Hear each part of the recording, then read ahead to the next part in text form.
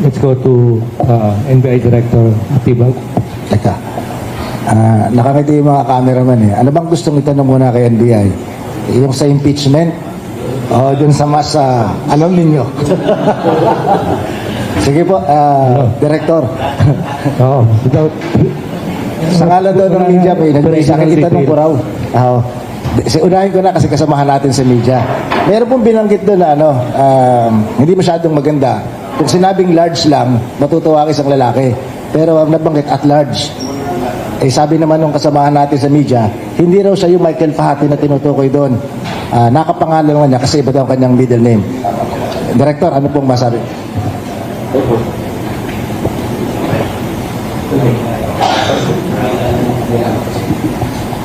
Magandang umaga po. Una sa lahat, maraming salamat po sa inyong imbitasyon at para po doon sa katanungan sa atin.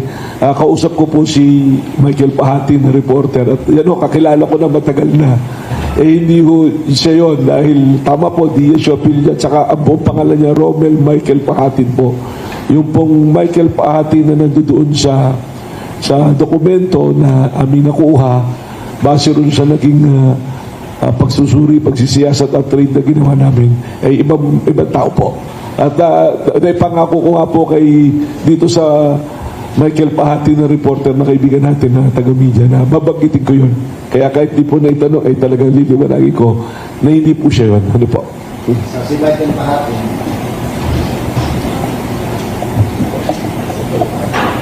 Si Michael Fahati. He may be large, but he is not at large. But anyway, kayo po ba'y nagulat? Maliit lang naman ng Pilipinas, ano? So, I suppose, kilala niyo ng matagal si dating congressman, dating Secretary Mike Defensor at ang kanyang asawa. Sa ibang mga pagkakataon, kayo po ba'y nagulat na lumutang o nakita ang kanyang mga pangalan doon sa inyong na-operate na hindi ko alam exactly kung paano i-describe yung lugar na inyong pong pinuntahan? Well, siguro po, to put it in context, no, liwanagin po natin yung pangyayari na yan. Yung pong lugar na yun, yung Chicago KTV, was registered as a family KTV. Pero meron pong mga report na sa amin na ito ay nagiging pugad po ng prostitusyon at ng paggamit ng ipinagbabawal na gamot. Kaya bilang mandato po ng NBI ay kami po ay surveillance. For 3 weeks, we are doing a surveillance doon sa lugar na yon. Nagpadala kami ng mga assets namin to personally check kung meron ng mga nangyayari na gano'n. At nung nag-positive po na may report nga na gano'n na meron talagang nangyayari na human violation ng anti-human trafficking law at ng dangerous drug law, nagkasa po kami ng isang operasyon nung Martes po. Martes pa po ito nangyari pero pumutok yung balita kahapon dahil pinoses po namin maigi muna. Kasi ang nangyayari po niyan, pag kami may naging nahuli, mapapansin po ninyo, hindi namin inire-report kagad dyan hanggat hindi po namin na-inquest yung mga personalidad na involved. At ganoon nga po nangyari, nung pumasok po kami doon sa lugar, si TV, doon po sa Cliff Point Square, ang tawag dyan, nakita namin that there are 54 individuals na victims po ng human trafficking. Ito po ay rescue at entrapment operation. At hindi lang naman po ang NBI ang dumating dyan, kasama po namin ang social workers ng City of Pasig at naka-coordinate po ito sa City of Pasig. Hindi po ito gawa lang ng NBI o gawa-gawa lamang na ngayon nagkataon na yung Cliff Point Development Corporation, ang chairman ng kumpanya ay si dating Congressman Mike Defensor, ang presidente po ay si Julie Defensor. At yung treasurer, yung anak po niya. Ngayon, kung mapapansin po ninyo, ang sinampahan po ng kaso ay yung asawa at anak niya at hindi po siya kasama. Hindi pa siya kasama. Kasi po, yung Serene po, nakita namin yung dokumento ng Serene na ang nakalagay doon, Serene doing the business style of Blue Hotel. Sapagkat yung Serene, ang presidente at chairman po ay yung asawa ni Congressman Mike Defensor at yung treasurer, yung anak po niya. Meron pong lease contract nga sila doon sa Chicago KTV. Nung tiningnan namin po yung mga opisyal at treasurer rito ng Chicago KTV, Cherry Del Rosario, ay incorporator din nung Cliff Point. Meron pong gano'n, may sanga-sanga na interlocking directors, owners, and officers. Ang malinaw po, nung pumasok kami doon sa KTV, malinaw na meron pong nangyayari na sexual trade that qualifies human trafficking. Paano po ba nangyayari yung human trafficking? 3 elemento po yan. Yung pong tinatawag dyan, yung act, yung pong motive yan, ang sinasabi, at yung purpose. Paano po ginagawa? Recruitment. So para po hindi na natin palawigin, recruitment. Sabihin, nag-recruit ako ng mga kababaihan, magtrabaho kayo rito sa aming KTV na ang tawag na ngayon, hindi na po GRO, Customer CCA na, Customer Care Assistant. Upgrade na po. Ano po? So recruitment, first element. Second element po, yung may pananakot ba, pamimilit, yun po yung sinasabi ni Congressman Mike Defensor. Wala namang pilitan dyan eh. Pero ang nakalimutan po niya, isa rin sa elemento, kung meron pong fraud, yung pong pangyayaya sa'yo, and they prey upon your pagiging mahirap, kailangan mo ng pera, kakausapin ka, customer care assistant ka, pero gusto mo bang kumita na extra? O meron tayong bisita rito, may gusto sa'yo eh. Kasama po yun na element. Hindi pong pilitan lang, uy, makipagtali ka dyan sa lalaki na yan. Kasama po na element yun. At ano po ang ending, ang purpose? Sexual exploitation, prostitution. 3 elemento ng human trafficking, pasok po. So meron po, hindi po ba? Saan nangyari? Doon po sa KTV na Chicago, na tama po. May lease contract with Serin Development Corporation. Yun po yung sa ground floor. Nung pinasok po namin dyan, merong hagdanan papuntang second floor at nung umakyat kami, yun na po yung Blue Hotel na pinapatakbo ng Serin Corporation na ang presidente at chairman ay ang asawa niya at ang treasurer yung anak niya. Anong sabi po ni Mike Defensor doon sa interview niya kagabi doon sa isang istasyon? Matagal nang hininto yan, 2019 na. Pero nung tinanong, sino pinagpasan, hindi nila masabi. Kasi nungalingan po. Hawak ko po ang dokumento, ang lease contract was signed 2025, ang nakapirma, asawa po niya. At ang business permit po nila sa Pasig, si Rin pa rin, for 2026. Eh sino po kayo na nagsisinungaling? Though I challenge Mike Defensor, pati po yung asawa niya, huwag natin dalhin sa usapin ng politika at huwag po sabihin na dinala ko ang pamilya mo dahil sa politika.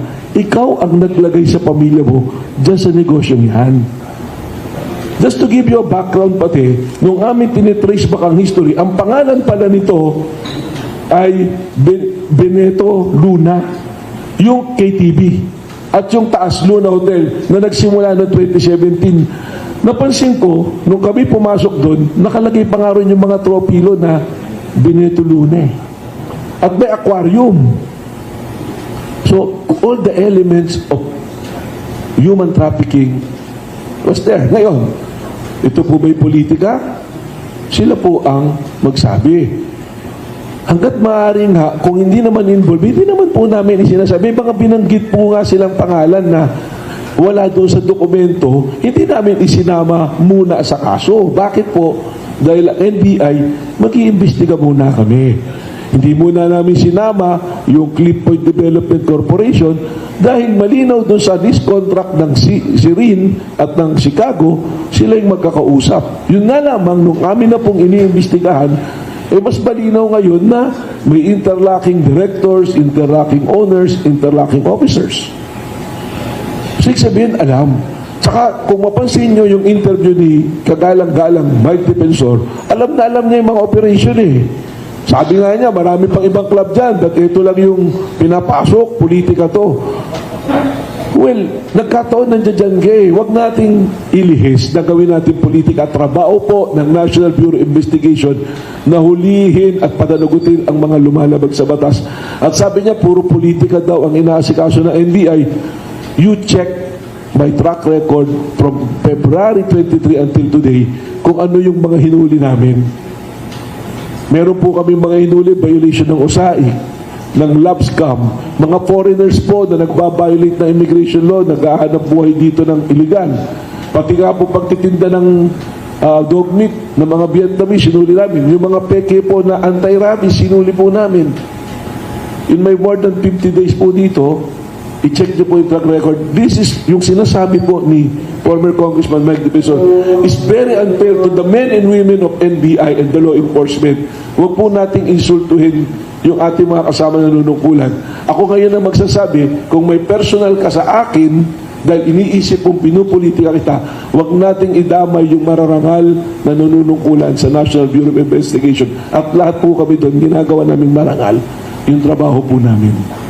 Hindi po kasalanan ng NBI na yung asawa at anak mo ay mapasama sa kaso dahil inilagay mo sila sa hanap buhay na kailangan mo ipapadagutin.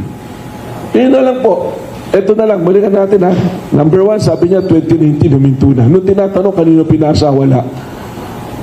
Under the rules of court, the best evidence rule is the document unless you prove it that the document is fake. Galing po ng SEC. Galing po ng City Hall ng Pasig. At hindi lang po NBI ang pumasok. Nakita niyo po yung video, may kasama kaming media. Hindi lang po NBI ang pumasok. Nakita niyo po yung video, may kasama kaming media. Para masiguro na walang abusong mangyayari. At kasama namin ng CSWD. Nakipag-coordinate po kami sa City of Pasig. Nakipag-coordinate po kami sa Barangay Ugong. Nandun po yung mga barangay officials. May body camera na nakakabit. Nandun po lahat. So ngayon po, siya ang nagdadala sa politika. May mga sinasabi, 1,000 employees na nawalan ng trabaho. Huwag natin pagsamantalahan yung ating mahihirap na kababayan na ipasok sila sa illegal na gawain. Because kami po, bilang nanunungkulan sa gobyerno, ang mandato po namin proteksyonan ang bawat isa nating kababayan. Uulitin ko lang po, sabi niya wala namang pilitan nangyayari dyan eh. Lalaki po ako. I'm reading between the lines. Ang iniisip niya siguro kung saan pumapayag yung mga babae na dyan. Pero ang nakalimutan mong elemento, Congressman Mike Defensor, is through fraud and machination na in-encourage mo gumawa ng isang prostitusyon yung tao, that is human trafficking. So, dadagdag ko lang po, last na.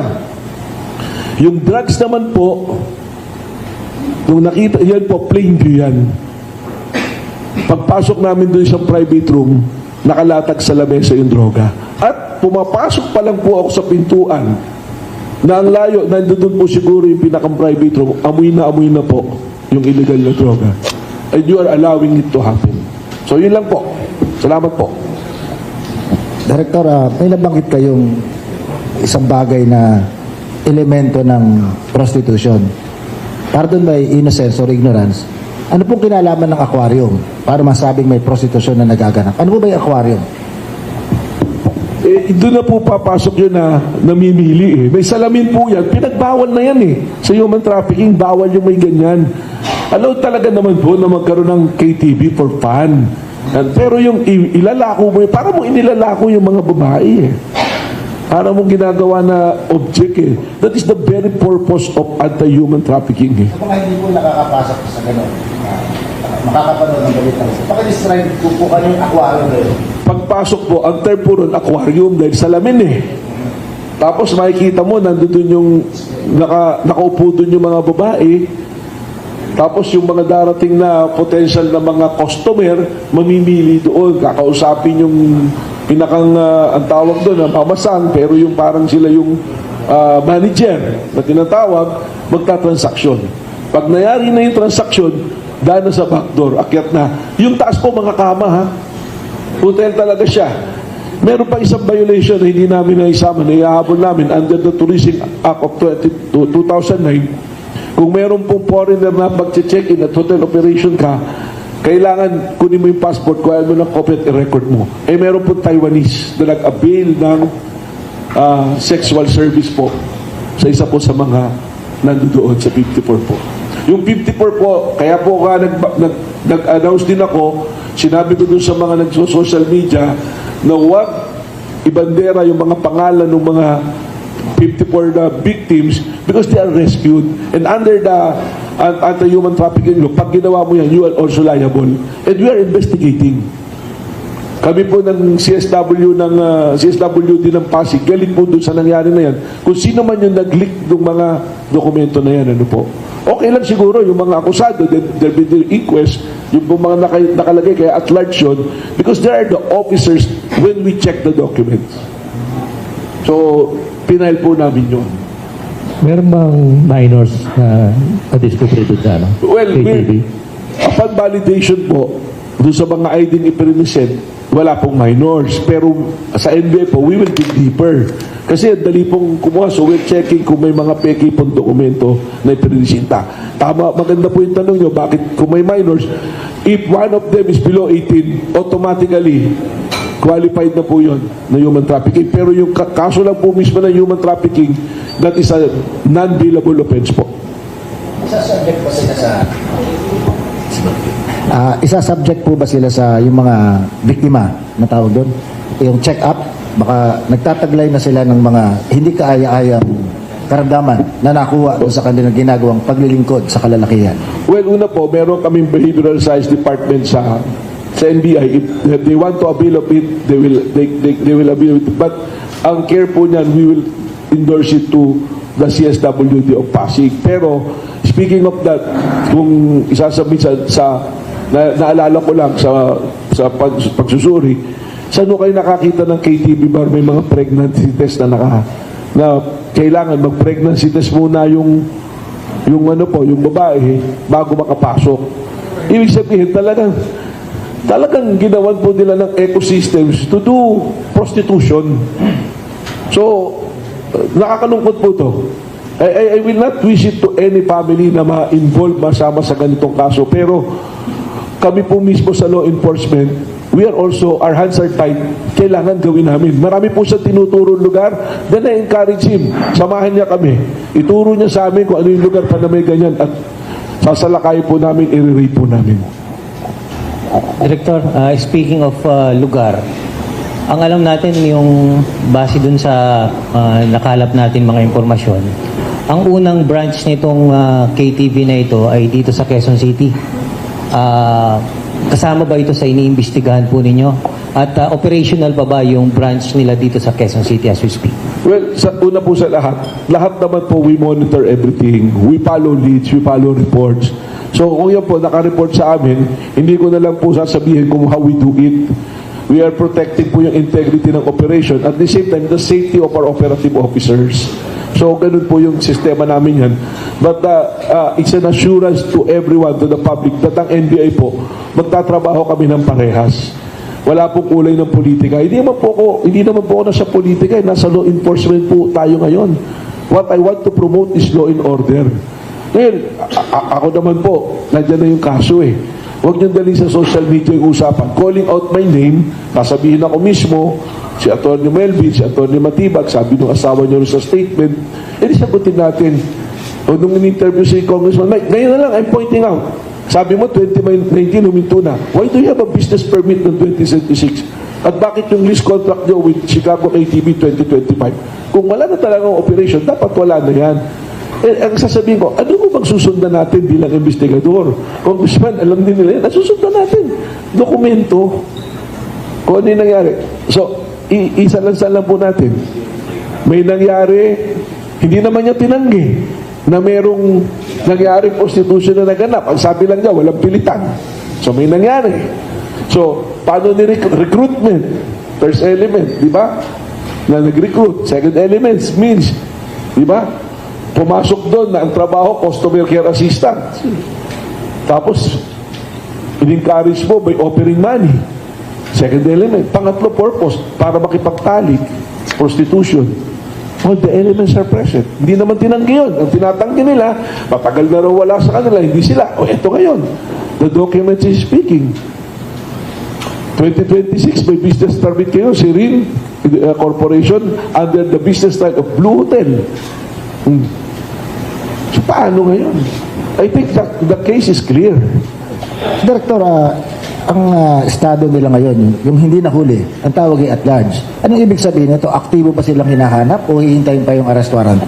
Hihintayin po yung arrest warrant kasi hindi po sila nahuli. Kung sila po yung nandun sa lugar at official sila, pwede po nating isama. Pero they have to respond. At sa akin nga po, may mga nakadetain po, yung mga nagtatrabaho ron na nahuli namin at identified. Nag-statement na rin po yung mga victims eh. Tinuro na yung mga managers at identify kung sino yung naabilan ng sexual service noong time na yun, ang gabi na yun. So, walang You plan pinita. to file a case against former congressman. We are looking at the ties of the Cliff Point Development Corporation tsaka siya kasi interlocking nga if we have sufficient evidence to prove the isang grupo talaga, isang operation, we will not hesitate to include him. Anyway, he is challenging na siya na lang yung kasuhan. So, we are checking on that. Kung dapat siyang makasuhan. Okay. Director, kanina, may natutunan ako sa paliwanag ni Congressman Chua nung sinagot niya na maaaring yung pinag-uusapang potential crime ay hindi saklaw nung panong impeachable pa, yung isang impeachable official. Ang sagot niya, kasi ini-establish yung record, yung kasaysayan kung bakit nagkaroon ng ganito ganoon. Ang tanong ko po sa inyo, kaugnay sa kasong yan ni Ginoong Mike Defensor, tiningnan niyo rin po bang background nila na nung mga nakalipas na panahon, kung sila po ba'y madalas na nagsisimba tuwing araw ng linggo o kaya naman may pagkakasangkot na rin sa ganitong tila ginagamit ang alindog ng kababaihan? Well, tinitingnan po namin yung history. Ang tinitingnan namin, sino ba yung may-ari ng binetulunan noon at ano po siguro ng hotel. So if we try to establish yung mga connections na yun, that will be a basis. Pero naman po yung behavior naman, yung mga pagsisimba, tsaka yung mga dating gawain, and that is to establish somehow the credibility na later on pa naman po papasok yan, doon pa po siguro sa court. Ano? Pero maganda po yung point niya kasi sa akin, kagaya ko, tinitingnan nila sa akin is dati kong politiko, nasa PDP laban ako. Di dapat nga matuwa sila dahil kakampi ko dati na ako kaya nga nagkaroon sila ng PDP laban dahil kay Tony Matibag. Dapat yun nga yung tingnan. And speaking of that, na yung po tinitingnan, ako po, abogado tayo. Kayo po, tanungin ko. And I direct this question to Mike Defensor and to his wife and the entire family at sa inyo po lahat na kasama na lahat from whatever source. I direct this question. Put yourself na kayo ho may-ari ng isang establishmento. Kayo po, halimbawa, kayo ang may-ari nito at ipinaupahan niyo po sa akin na ginamit ko po itong drug den, prostitution den. Lihis doon sa ating agreement na bawal magdala ng ganun. Pero wala kayong magawa dahil malakas ako eh. Bigla po akong ni-raid ng NBI ng pulis, sinuli ko. Magagalit po ba kayo rin sa nang huli o matutuwa kayo? Hindi po ba dapat tutuwa si Mike Defensor na sila yung may-ari ng lugar, pinaupahan nila, ginamit pala sa kasamaan, at hinuli ng NBI? Baka dapat tinawagan ako ni Mike Defensor, salamat. At hininto nyo ang illegal na gawin niya. Hindi eh. Sinabi niya, politika to. Yun po yun, napanood yung interview niya eh. Ang nakakatuwa lang po sa interview niya, sa lahat ng sinabi niya rin sa interview na nung ina-analyze ko, Kong Joel, ang nagustuhan ko lang at baka paari ko sang ayunan, baka mas maganda sa imong galing. Matalinong tao daw si Atty. Matibag. So, baka doon ako mag-agree. Pero kung sasabihin po ni Kong Joel na oo, baka at least may confirmation sa ibang tao. Pero siya ho nagsabi noon. Director, yung lugar po na yon sits on a sequestered property kung hindi ako nagkakamali po. At yung lugar po na yon, isang building po yun, di po ba? At merong iba-ibang mga establishmento. Ibig po sabihin, yung kabuuan ba ng compound, na-establish na ba natin na pag-aari ni dating congressman at yung mga ibang mga establishmentong nandun, siya rin po bang nagpapatakbo? Yun na po yung sinasabi niya. That is tinatawag na Cliff Point Square na Cliff Point Development Corporation. Hindi ko maintindihan yung sagot niya nung kayo ba nagpapaupa? Para lang may ilihis na siguro. Sabi, hindi gobyerno nagpapaupa niyan. Teka muna. That is government sequestered by PCGG, but yung Cliff Point Development na ikaw ang chairman at pamilya mo mga miyembro, kayo ang umuupa. At pinasablish nyo, nagtayo kayo ng mga establishment. Tama yun. May 7-Eleven, may Korean restaurant. Okay lang yun. Wala silang illegal na ginagawa eh. Pero wag nating ilihis. Congressman Mike, please, wag nating ilisto. Wag nating sabihin na politika ito. Ang hirap po ng paliwanag eh. Sagutin mo lang, elements. Meron ba? Ulitin ko ulit. Paulit-ulit na po tayo ha. Tingin mo ba mayroong human trafficking? Ano ba yung elements? Diba? Nag-recruit. Diba? Kinumbinsi nyo para sumalang sa prostitution at makakuha kayo ng bayad. Hindi naman niya tinanggi. Now I challenge Attorney Mike and his wife, itanggi ninyo. Sabihin nyo na walang nangyaring ganon. And next, sabihin nyo wala kayo kinalaman, but the document speaks for itself. So, maganda po yung tanong nyo kasi issue rin po yan na aming titingnan ngayon dahil apparently there is an information from the local government na ayaw na silang bigyan sa susunod ng permit because they cannot show already the extension of the lease contract between PCGG, the government, and this corporation. So it's about time to be reviewed. O ito na naman, baka sabihin, inaalisan na ng hanap buhay. Eh, alam naman natin, pag nag-end ang kontrata, kailangan i-renew mo at ang contractual obligation mo is always mutual. That is agreement of both parties. Wala pong pilitan. Walang pilitan, walang pananakot, walang fraud or machination. Alam po natin lahat yan. Ano po? So maraming salamat po. Director, yung ganitong sa pagkakaalam natin, simpleng pagkakaalam, ang ganyang prostitution din, nag-ooperate yan, parang, again, ang ating knowledge na gumula doon sa raid ng mga pogo sa Pampanga at saka doon sa Tarlac. Merong armadong component, may bantay. May nahuli po ba kayo? Mga bouncer ba ang tawag doon? Mga security personnel? Mabibilis nga po, sa totoo, yung mga bouncer, nung nagpasok kami ng raid, nawala na lahat eh. Eh gusto ko sana nga ma-interview, makuha lahat. Isa lang yung security na aming na-interview doon. Nakuha namin. Yung mga bouncer siguro, nung nakitang may maraming sasakyan na dumating, bigla na nagpiglasan, nawala lahat. Pero kayo po ay NBI. I suppose na bago dumating yung main troop na magre-raid, nakuha nyo na video o larawan ng lugar? Meron na po, na-casing na po yan, kumpleto na po yan. Kaya rin mga naka-bodycam nga po, at saka nagsama rin kami ng media to make sure na walang abuses na mangyayari. Kasi I'm sure, with the complication, pwede palabasin na nag-abuso kami. Kasi nakita ko nga po yung statement ng PDP na Gestapo-like daw. Nagsalita po yung attorney na sino nga to? Kasi Attorney Topacio na inabuso raw, hindi ko masyadong maalala, malaking tao yan si Attorney Topacio, pero minsan nagtataka ko parang maliit yung pag-unawa niya sa mga pangyayari. Ano po, no? So, Gestapo like daw, kita nyo naman po yung video, kayo humusga kung may pag-abusong ginawa mga NBI po. Ano po? Yun po, so kung nakunin ng larawan bago dumating yung raiding team o yung casing, yung build-up, bago kayo umatake, o nag-raid, sorry, hindi umatake, meron po narinig kasi na para daw mukhang dating Marines, yung mga security ron. May mga impormasyon kayong ganon?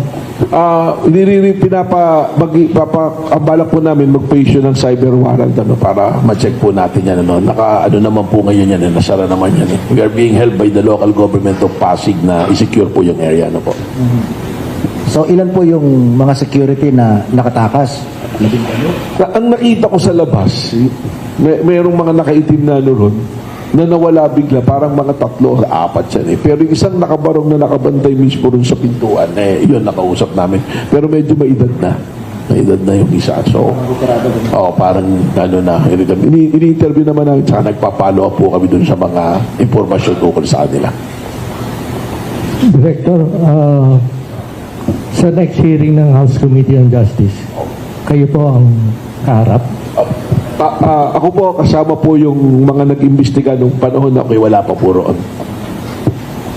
Can you tell, ano yung pwede niyo i-reveal dito ngayon na without preempting yung masabihin niyo sa Wednesday? Una po sa lahat, the National Bureau of Investigation at that time conducted investigation on that matter, yung sa threat po na ginawa ni Vice President Sara kay Presidente Bongbong at kay First Lady po at kay Speaker. So, inimbestigahan po yan. Including po yung mga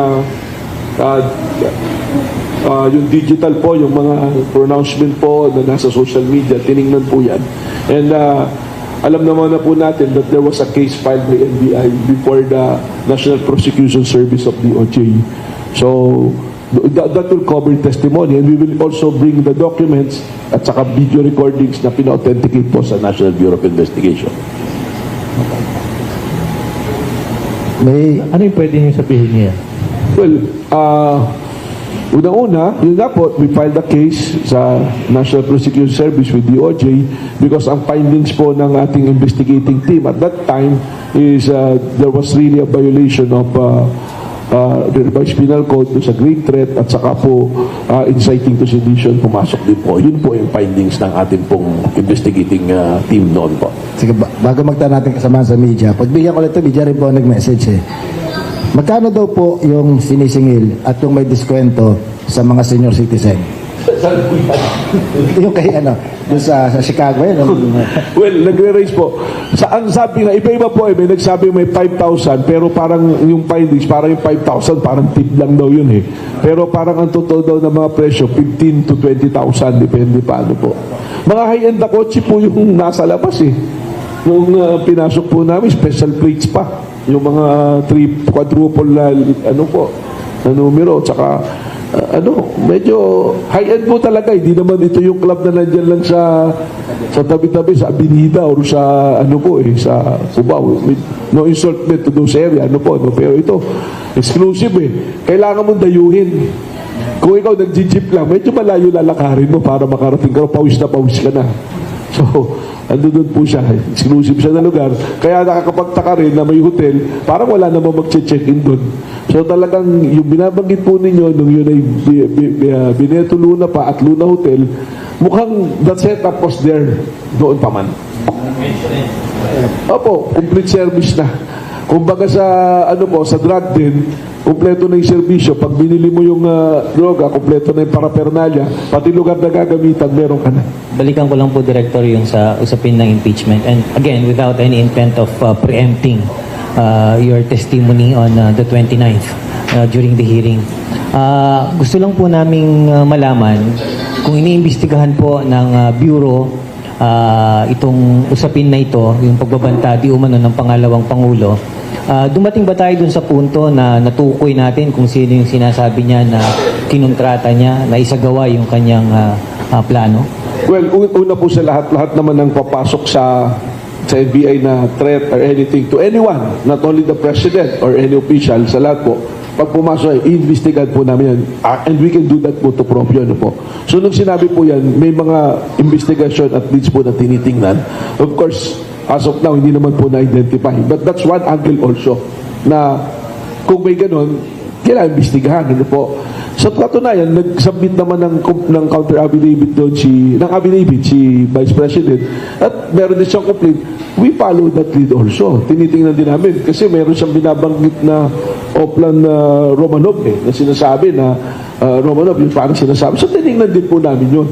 Tinitingnan din namin yung mga nagbasa po kami ng mga reports, social media, lahat, postings, na nagre-request pala siya na mag-jogging doon sa loob ng Batasan Complex at that time. And there was a lead na sinasabi na pag nag-jogging siya ron, there will be an attempt. So lahat po yan, tinignan po namin.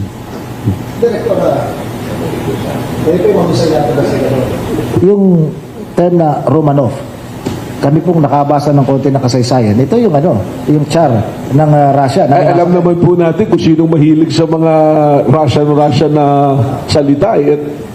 Nanggaling naman ako dyan, nakasama natin yan. Hindi ko nga makalimutan yung mga salita pa na, I have crossed the bridge of Rubicon. And from this point forward, there's no turning back. Alam natin naman yun eh. So kasama po sa tinitingnan natin yan. So may interpretation po kayo as a law enforcer and an investigator dun sa paggamit ng term na Romanov as a description of what she will do. Meron po, pero I'd rather keep it muna sa akin hanggang di po natin na-solidify yung ating pong mga juries. Alam niyo po, tayo sa law enforcement, may mga hunch tayo na tinatawag. At saka, we go back doon sa mga pinagdaanan natin at nagiging basehan po natin ang ating investigasyon at mga operasyon. So, meron po, pero I cannot give the details yet. Ay, yung mga gusto magtanong sa ating kasama sa media, sige. Pakilakasan lang ng boses para marinig natin. Sige po. Sige. Hi, good morning po, Director Rolando Nang from Manila Standard. Director, okay na po ba kung tanong about your comment dun sa mga pinagsasabi ni Congressman Defensor on the other sources na interviews na binigay sa kanya? Kasi would you assume, based on his rhetoric, na guilty siya or yung family niya based on mga statements niya na pagtungkol dun po sa involvement niya dun sa KTV bar sa hotel mismo, dun sa... Well, unang-una po, kami ni Cobb Joel, para sa kaming lawyer, mayroong rules yan eh, no? Pag general denial, walang kwenta yan eh. Hindi, that's the weakest argument. Tsaka yung dinideflect mo lang, sinasabi mo, politika yan. What I want to hear is sabihin mo, walang human trafficking dito. At pangalawa, hindi kami ang may-ari niyan. So, wala akong narinig na gano'n. Ang narinig ko lang, personal, politika to, kasi maingay ako sa politika, at bakit pamilya ko sinasama. Those are all weak arguments to appeal to the emotions of the people na pwedeng isipin ng tao. Talaga naman si NBA Director, ba't nga naman sinama yung asawa at anak? Una-una po, hindi ako ang naglagay sa asawa at anak na dyan, sa sitwasyon na yan. Sila po ang naglagay sa sitwasyon na yan. Sinundan lang po namin ng ebidensya, sinundan lang namin ng dokumento, kaya nandun po yan. At any rate, may due process po tayo. Nasa piskal yan. Sumagot po kayo dyan. Huwag po ako ang sagutin nyo na sagutin natin sa social media. Because the more you say na politika yan at namumulitika ako, kayo po yun ang bumukhang namumulitika, hindi po ako. Okay, next question po. Follow up po, Director. Meron naman pong post ang ibang mga DPS vloggers, Attorney Hiron Oke, na kung saan pinost nila na may ace daw di umano si Pangulo at well, do you have any plans to investigate on those comments? Actually, it's ongoing. The investigation is ongoing mula pa noon, no? In fact, I created a task force specifically to address this. So, that is always the problem. Magsasalita sila, magpepedal ng fake news. Pag inimbestigahan ng authority, sasabihin, pinupolitika, ginagamit yung ahensya para sa politika. So, what do we want to do? Lawlessness na lang, wala tayong susunding batas. Hindi tayo dadal sa proseso. Pag inimbita ka ng isang ahensya, hindi ka pupunta. Tapos magsasalita ka sa social media. Just like what's happening in Congress. Iniimbita, hindi mo pupuntahan. Pero busy ka namang magsalita sa social media to defend yourself. Meron po tayong batas. May sinusundan tayong batas. We follow the law. Kami po ngayon, nag-file ng kaso. Actually, ang sabi ko naman sagutin nyo doon sa Office of the Prosecutor. Doon natin malalaman. Hindi yung sabihin natin, kung kayo po prosecutor at ang depensa, politika lang yan, wala pong makikinig eh. Ang titingnan po ng piskalya at ng korte, testimony. Sino tumistigo? Doon sa mga 54, nag-issue po ng affidavit yan. Documents, in-issue ng SEC, in-issue ng local government of Pasig. Those are real copies. Yung mga circumstances, ano nangyari talaga doon? So, pero sila, argumento, politika yan. Last question po to Congressman Chua. Congressman, would you care to give a comment po pa sa mga nasasabing mga abogado ni Vice President Sara Duterte and her company na nagiging fishing expedition na raw po ang mga recent hearings sa House, given the fact na parang sa tingin po nila ay doon pa lang kayo nangangalap ng huhulma ng mga ebidensya ng mga bank records, transaction, ends laban po sa Vice President. Would you give a comment on that? Unang-una, under sa aming rule section 7, we are allowed to issue compulsory process and to gather additional evidence. So maliwanag po sa rules namin yun eh.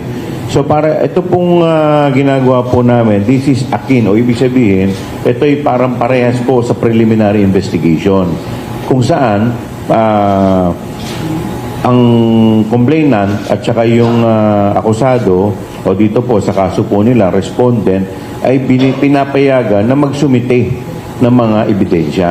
So, until now, maski nga po sila magsumite po sila ng ebidensya, tatanggapin din po namin kahit hindi naman po nila in-attach dun sa kanilang answer at pautelam.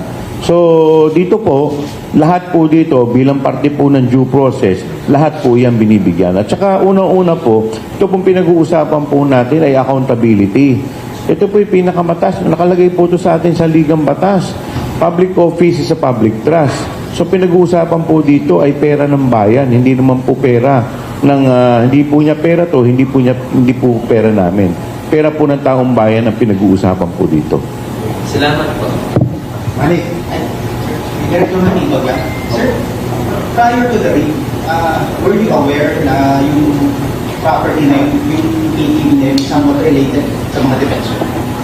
What we know is, yun nga, yung Cliff Point Development, they own the compound, yung Cliff Point Square. Pero, nalaman namin na yung involvement nila dun sa KTV, nung nakita na namin yung dokumento after the raid.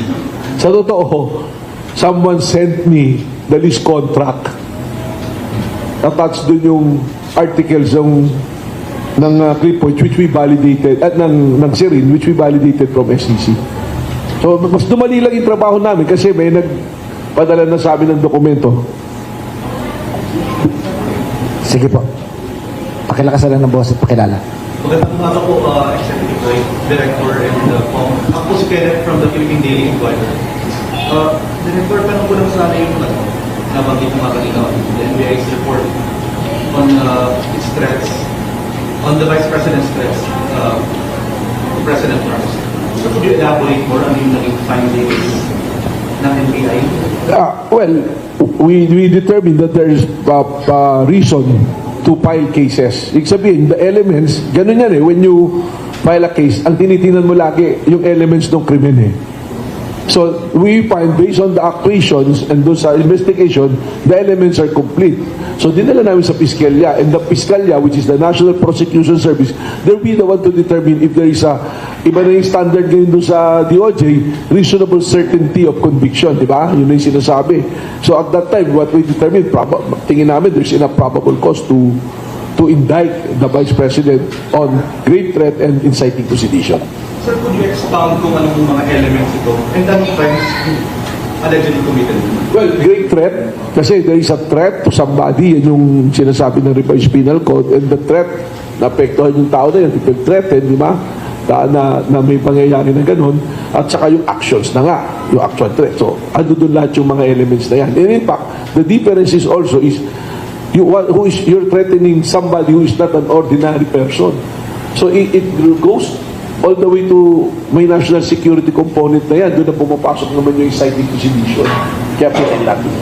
But of course, the end of the day, it's the National Prosecution Service, the DOJ, who will determine kung tama yung aming findings and enough a case to be filed in court. Sir, may leads na po ba tayo kung sino ba yung allegedly contracted by the Vice President to assassinate the President? Well, it's a continuing investigation. Hinahanap pa rin natin. What we know, ito sabihin namin, sa findings namin, that is something na ginawa niya, that spur of the moment na parang sasabihin na ano lang siya, metaphor lang siya, hyperbole lang. That is planned, actually. So, alam namin na meron talagang kinausap, but we want to find out who is that person. That's why ang atin pong presidente, we are always alert when it comes to sa mga threat. Meron po the other day, habang naka-live yung event, nagsasalita si presidente, nag-post na COVID doon, nabarilin na yan. So we're following it up. Susundan po namin yun. Nakakatakot po ngayon yung sitwasyon natin. I think si Kong will agree with me. Parang nag-iba yung situation natin Parang it's so easy to say, barilin mo yung taong yan, patayin mo yung taong yan, di ba? Kunin mo yung ulo ng tao na yan. Tapos nagsasabihin lang, this is all metaphor. Wala kaming intention. But if you will investigate and look at the behavior and the pattern, mukhang hindi to ordinary metaphor. That is actually a threat. And they're trying to rally people behind them to do something that is bad, that is illegal. And we at the law enforcement will not allow that to happen.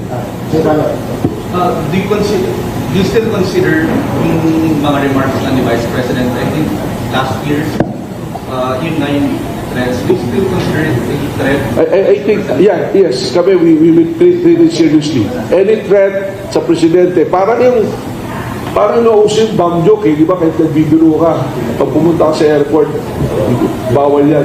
We criminalize it, di ba? The Congress criminalize it. Because look what happened to New York, yung 9/11, di ba? So, lahat yan. It's not a good habit na mag-joke ka ng ganun You cannot separate already what's a joke and what is real.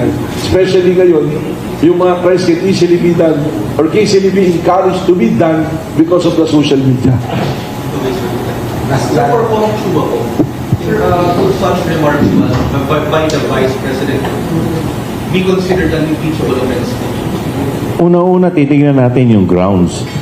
Dalawang grounds po ang lumalabas dito po sa threat, no? Unang-una, culpable violation of the Constitution. Bakit po sinabing culpable violation of the Constitution? Kung titignan po ninyo ang ating saligang batas, nandoon po nakapaloob dito yung oath of office ng ating Pangulo at ng ating pangalawang Pangulo. At dun sa kanilang oath of office, maliwanag na sinasabi po nila na susunod po sila sa ating saligang batas, which is yung ating Constitution, at sa lahat ng mga batas. So dito po, meron pong threat. Maliwanag po, ang tinetreten po dito, Pangulo. Alam po ninyo, kakaiba po ito. Bakit po? Kasi po, ang tinetreten po dito ay ang ating Pangulo. Ang ating Pangulo po ang nagrepresenta ng ating bansa, ng bawat Pilipino. At ang nagbibigay po ng threat ay ang pangalawang Pangulo, yung magiging constitutional successor ng ating Pangulo. Kaya ito po ay hindi po pwedeng baliwalain. Ito po ay isang seryosong bagay na hindi po pwedeng palalagpasin. Pangalawa po, betrayal of public trust. Dahil ang Pangulo po natin ay hinalal ng taong bayan. So could you imagine ang Pangulo, ang head of the state, ang head ng ating bansa, ay tinetreten ng pangalawang Pangulo? So hindi po ba pagbebetrayan ng tiwala ng taong bayan dahil ang taong bayan po binibigyan po sila ng mandato na kaya po sila binoto para ipatupad yung batas. Pero ang lumalabas, sila pa po ang susuway at lalabag sa batas. So maliwanag na maliwanag po yan. Culpable violation of the Constitution and betrayal of public trust. Manny, tapos si Rambo. Director, binabanggit na ba yung kanina? Ano yung just to clarify, may na-monitor kayo na nagpanta kay PBBM na marili na yan? Ano yan? Few days ago lang. So, kasi we've been monitoring eh. So, maganda to, this also serves as a warning to the public na ang NBI po, we are monitoring everything. So, meron po na nakalab. So, identify namin yung tao, we're pursuing him.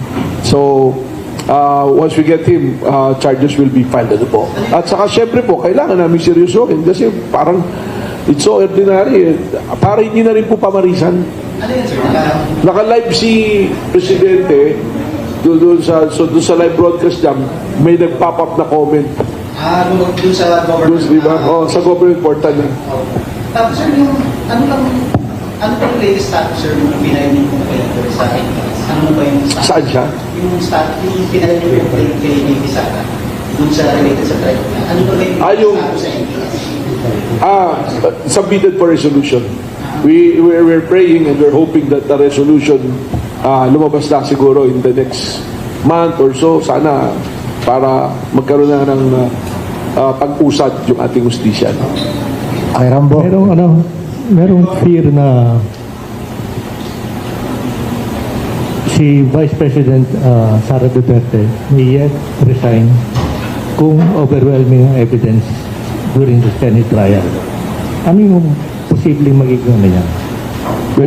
Medyo political na po yung tanong niya yan. So baka si Congressman ang pwede sumagot.